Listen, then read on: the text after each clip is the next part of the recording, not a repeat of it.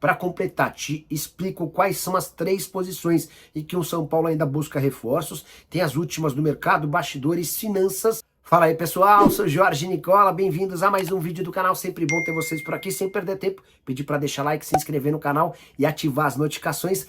Bora falar agora sobre o São Paulo, informação importante. Quantos e quais jogadores o São Paulo busca como reforços a partir da chegada de Hernan Crespo? A resposta, 3 novos jogadores. E olha que eu nem tô contando o dinheiro, que já foi inclusive anunciado, apresentado e estreou. São Paulo ainda quer 2 atacantes de velocidade para atuar pelos lados do campo e mais um meio-campista. E é legal destacar que a pessoa do São Paulo que me passou essas informações, eu tinha perguntado se esse jogador do meio-campo era um meia. A pessoa falou, escreva meio-campistas ou fale meio-campista, até para você não errar. Fiquei com a impressão de que tá mais para um volante do que para um meio atacante. Ainda perguntei para essa pessoa se o Thiago Mendes não poderia ser esse meio-campista que o São Paulo busca. Aí essa pessoa afirmou que as tratativas entre São Paulo e Thiago acontecem há mais de um ano, mas a pedida financeira do Thiago Mendes hoje está completamente fora da realidade do tricolor. São Paulo só vai conseguir contratá-lo se o Thiago aceitar uma bela redução na pedida. Hoje o Thiago quer ganhar na casa de R$1 milhão por mês entre salários, direitos de imagem e luvas. O Crespo tem participado ativamente da busca por reforços, mesmo com a apresentação dele marcada apenas para a semana que vem. Ao longo da semana, por telefone, Crespo e dirigentes do São Paulo trocaram figurinhas. E esse jogador aqui e esse aqui. O São Paulo, inclusive, tem recebido algumas sugestões do Crespo de atletas do mundo árabe, mercado que ele conhece como poucos, até por ter passado recentemente por lá. Só para completar, vale a lembrança de que o São Paulo só vai contratar jogadores que cheguem de graça e com custo salarial baixo. A realidade financeira do São Paulo não permite grandes sonhos. E aí só a última, o Biel, atacante que pertence ao Sporting, é um dos alvos. São Paulo tem negociações com o Biel, mas a coisa não avançou porque o Sporting não definiu se topa vendê-lo ou emprestá-lo. Se a opção dos portugueses for apenas pela venda, o São Paulo está fora da parada. Se houver a possibilidade de empréstimo, o Biel o São Paulo passa a ser uma possibilidade real para a contratação do ex-atacante do Bahia. Hora de falar sobre o São Paulo. Contei para vocês com exclusividade na manhã dessa quinta-feira que o tricolor havia acertado a venda de Matheus Alves para o CSKA.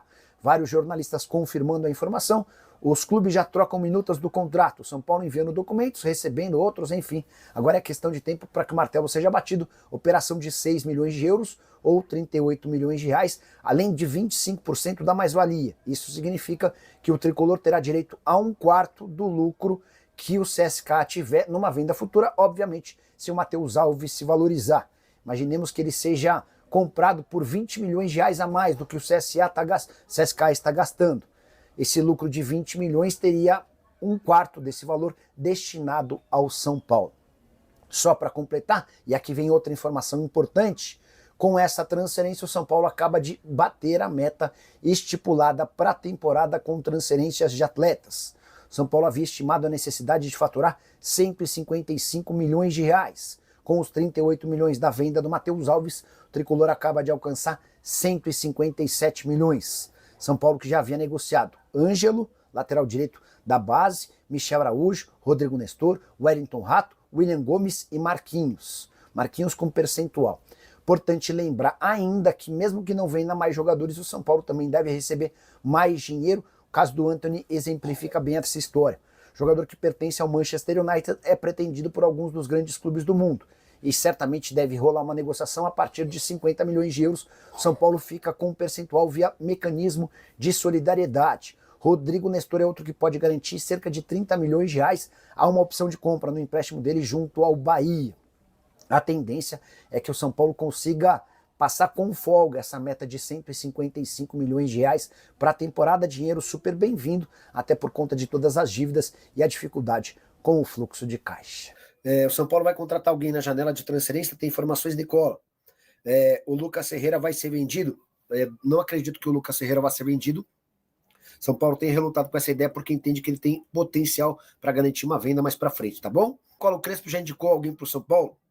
Lucas, a apresentação dele está marcada para a próxima semana, mas há conversas diárias. Tenho certeza absoluta de que ele já participa do debate de jogadores, tá? Chegaram a falar em Matias Arezzo, que é um atacante que pertence ao Grêmio, foi comprado do Granada no ano passado por 3 milhões de euros. A impressão que eu tenho é de que esse negócio não tem a mínima chance de ir para frente, até porque o Arezzo já tem 7 jogos no Brasileiro. Qual seria a lógica de o São Paulo, que tem pouca grana para gastar com contratações, investir, ainda que seja só no salário, aumentando a folha, no atleta que só vai poder jogar Copas, tá? Então, não me parece fazer nenhum sentido esse interesse no Arezzo, tá bom? William Fernando Nicola, Igor Vinícius vai ficar a pedido do Crespo. William, essa informação, acho que até que fui o primeiro a publicar. Eu tinha mandado mensagem durante a live para uma pessoa do Santos para perguntar sobre o William Arão. E aí, como é que tá o negócio do Arão? E a pessoa falou, Nicola, caminhando bem, mas acho que o Igor Vinícius vai subir no telhado. Eu falei, por quê? Porque o Crespo pediu para que ele ficasse. Vou até mandar mensagem para ele. Ver se a gente consegue alguma atualização sobre o tema. Foi até legal você lembrar. Quer ver, ó? Boa noite. Vai dar para fechar com o Igor Vinícius? Mandei aqui, tá? Assim que tivermos a resposta, já conto para vocês. Boa noite, Nicola. Meu like é 187. Setorista do São Paulo está falando que vai chegar uma proposta de 8 milhões de euros pelo Lucas Ferreira. Se chegar a 5 ou 6, o São Paulo vende. Vamos lá, Severino. A proposta pelo Lucas Ferreira já chegou, essa de 8, tá? Chegou 1 mês e meio atrás. E a verdade é que o São Paulo recusou antes de vender o Matheus Alves. O São Paulo tem muito mais confiança no Matheus Alves, ou melhor, muito mais confiança no futuro do Lucas Ferreira do que do Matheus Alves. Por isso optou por vender o Matheus mesmo mais barato do que o Lucas Ferreira. Hoje, os maiores interessados no Ferreira são o Wolverhampton e o Everton. E vocês perguntaram, o Luba Sampaio tinha pedido para eu descobrir se o Júlio Casares pode ser CEO. A resposta é que isso não foi discutido internamente, nunca se debateu tal condição, tá? E enquanto ele for presidente, eu acho que nem tem muita lógica ele ser CEO de alguma coisa, né? A verdade é que assim, deve ser confirmada essa transformação da base do São Paulo e a associação ao Marinax até durante o segundo semestre. E ainda vai faltar um ano do mandato do Júlio. O Júlio tem mandato até dezembro do ano que vem, tá bom? Luba Sampaio. Esse aqui tá sempre com a gente e é das antigas. Nicola, beleza? Graças a Deus. São Paulo vendeu o Matheus por esse valor, é um absurdo.